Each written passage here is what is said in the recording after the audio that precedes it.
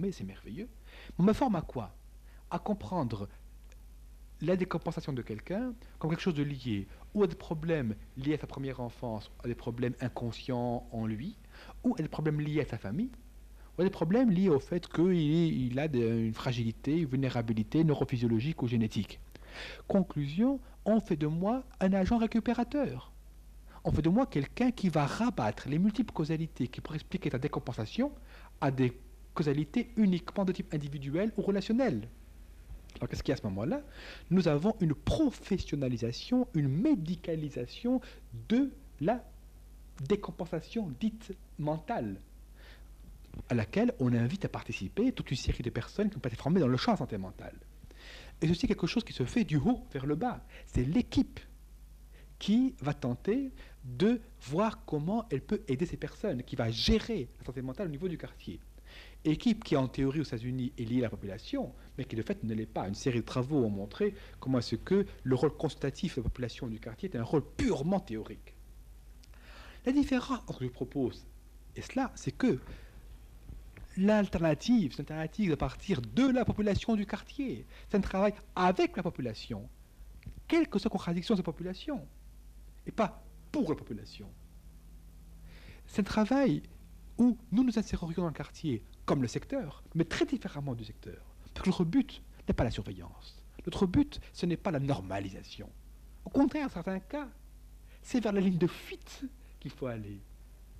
Cette réaction apparemment déviante est un signe de santé dans une structure bloquée. Je veux dire, c'est que ce qui me semble important, c'est de travailler en quartier comme travail sur la santé mentale, mais pas de la même perspective. Pas pour normaliser les gens. Pas pour permettre simplement de créer une relève technocratique à l'asile.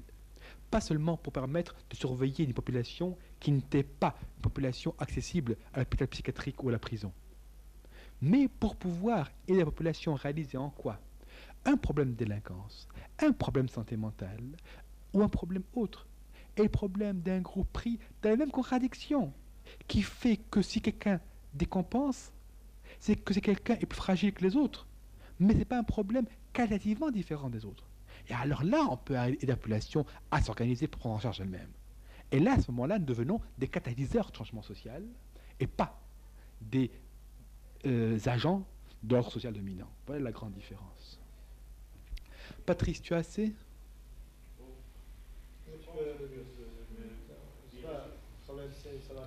Il est 4 heures.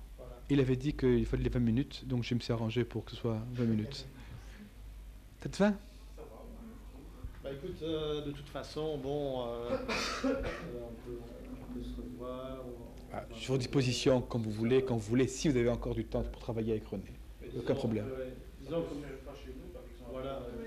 Avec plaisir, comme tu veux. Et éventuellement, moi j'avais songé qu'on pourrait inviter, mais je sais plus où il est, Patrick Gilson et toi. Si tu veux.